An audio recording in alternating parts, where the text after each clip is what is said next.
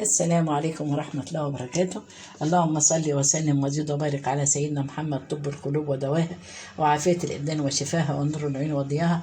اللهم صل وسلم وبارك عليك يا حبيبي رسول الله. ازيكم يا حبايبي، ازيكم يا أحلى متابعين، وحشوني جدا جدا. يا رب أشوفكم في أحسن صحة وأحسن حال. النهاردة يوم جديد وفيديو جديد. عندي نص كيلو لحمة مفروم. هنعمل النهاردة كفتة الطاسة. احنا بقى يعني مش هنستخدم النص كيلو كله، هنعمل منه وصفتين. هعمل منه كفتة الطاسة وهعمل منه كفتة بالبرغل. فهنا بقى انا عندي فرمت بصلة وصفيتها، صفيت منها المية، وعندي هنا توم وفلفل اخضر مفرومين مع بعض، وعندي هنا بقدونس، وعندي هنا ملح وفلفل اسود، وعندي هنا معلقتين دقيق صغيرين.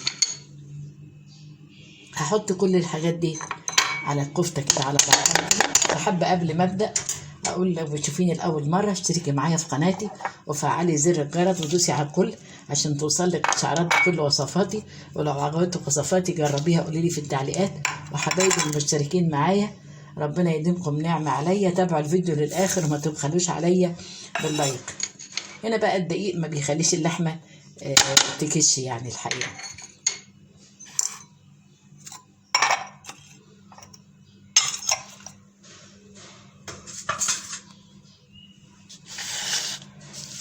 هعجن بقى كل دي مع بعض كده عجنه كويسه، واسيبها في التلاجة تتشمع،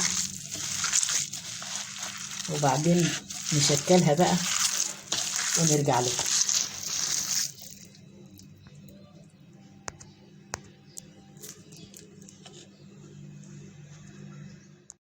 هنا اللحمه بقى طلعت من التلاجة، قسمتهم كورتين، حطيت كوره هنا والكوره التانية في البوله دي. وهنا هنقع البرغل يعني ما فيش 5 دقايق بس. هنا حطيت نص كوبايه برغل وهنقعهم 5 دقايق. على ما يتنقع هنشكل الجزء ده اللي هنعمله كفتة الطاسة.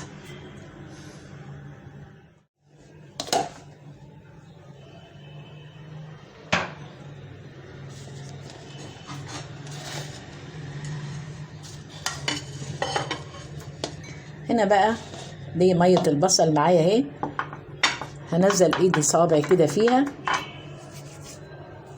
واخد قطعة قد الليمونة كده،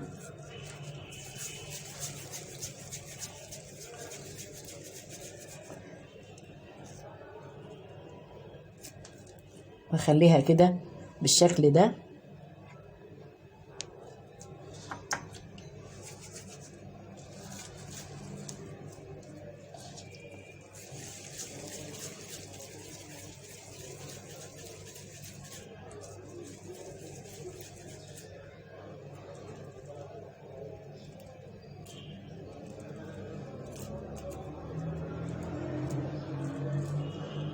واخليها كده صابعي معلمة كده فيها تدي شكل حلو.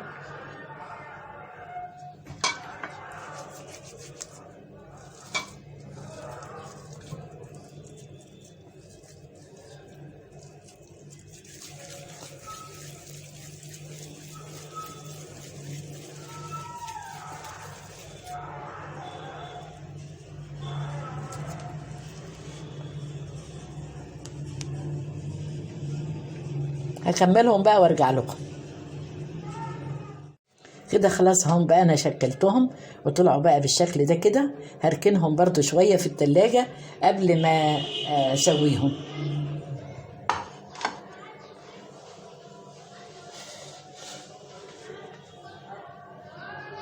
وهنا بقى البرغل هصفيه في المصفى واعصره قوي واضيفه على اللحمة.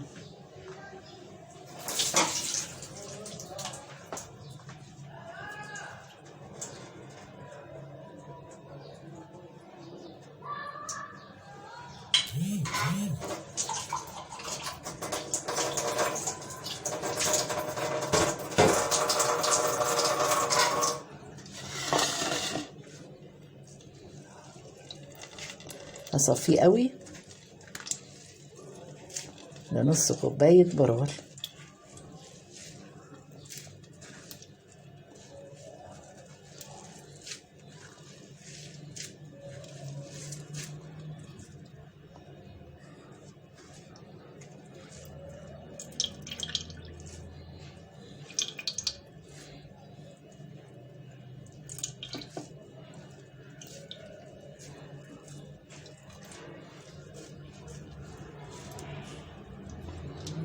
عصرته جامد، نزلت الميه منه كلها.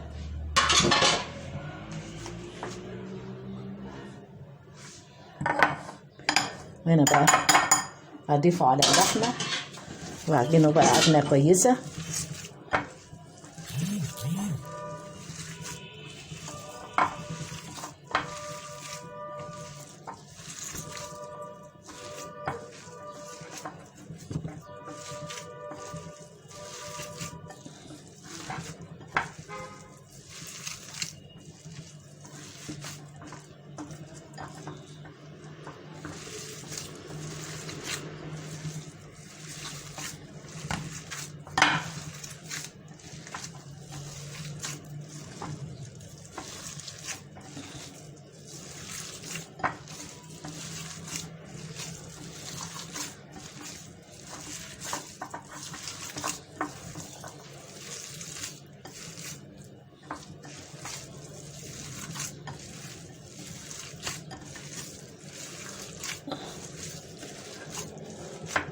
هدخلها برضو التلاجة ترتاح شوية، عشان طبعا هي سخنت من ايدي وانا بعجنها، وبعدين هشكلها. هنا بقى الكفتة اللي بالبرغر حطيتها في التلاجة اتشمعت، وهشكلها بقى على السيخ. هنا جبت سيخ كده هشكلها عليه عشان تبقى مجوفة من جوه وتستوي.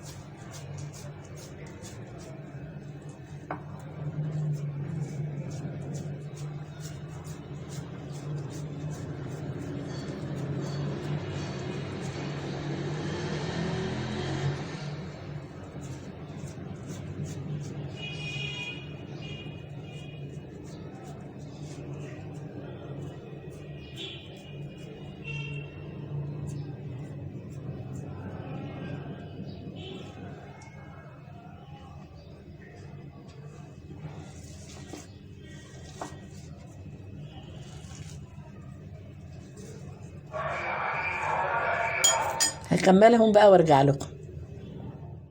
كده بقى من نص كيلو لحمة عملنا الكفتة دي اللي هي المدورة، وعملنا الكفتة اللي بالبلغر. يبقى احنا كده طلعنا وجبتين من نص كيلو لحمة. هدخل دي في الفريزر تجمد، واحطها في علبة واخليها بقى نعملها طبخة تانية. وان شاء الله بقى نقل دي معاكم، وتابعونا لاخر الفيديو، ما تروحوش في اي حتة.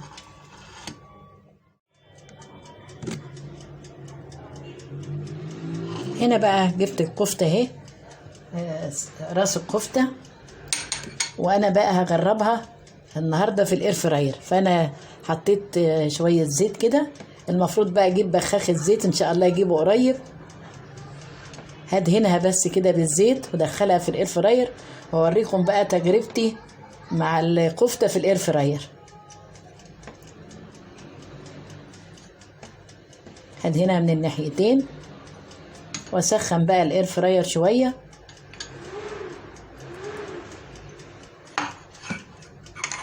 ادهنها بقى من الجنب التاني وارجع لكم. هنا بقى سخنت الاير فراير، وهنزل بقى براس الكفته كده من الناحيه اللي هي ما فيهاش العلامه.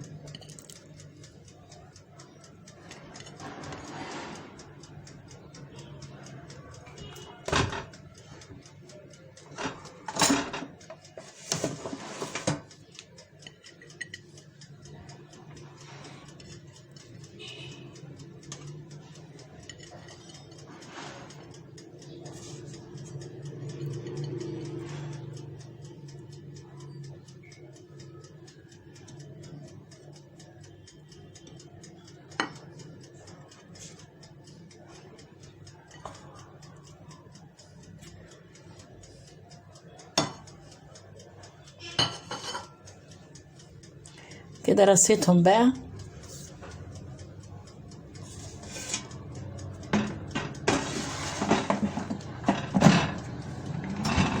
دخلتها بقى على درجة حرارة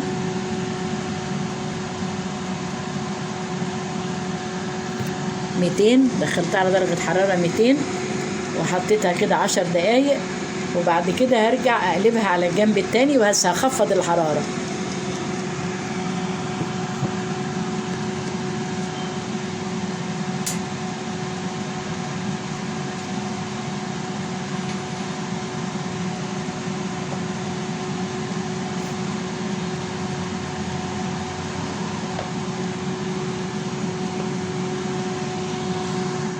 كده خلاص اهي اتعملت من الجنب ده.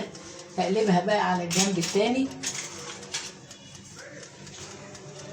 10 دقايق كمان. شايفين بقى لونها، ريحتها بقى في منتهى الجمال. يا دوبك ان انا دهنت الكفتة زيت.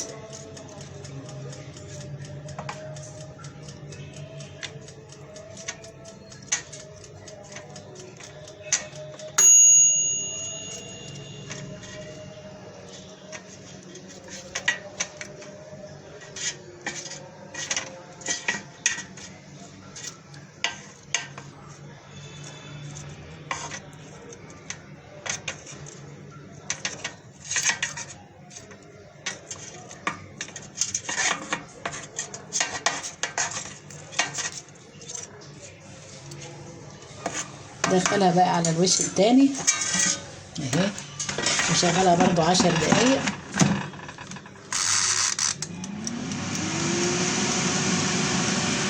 تستوي بقى من الجنب التاني وارجع لكم. عدى 10 دقايق واحمرت من الجنب التاني اهو، وكده لونها وريحتها بقى في منتهى الروعه والجمال.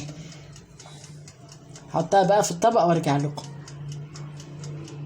كده بقى طبق راس الكفته بتاعنا اهو في الاير فراير، ريحته في منتهى الجمال والطعم طبعا اجمل وهشه كده وجميله واستوت على طول. ما خدتش غير 10 دقايق على الجنب ده و10 دقايق على الجنب ده، ويا دوبك ان انا دهنتها زيت كده تبقى صحيه وحلوه قوي، ونحافظ بقى على صحتنا.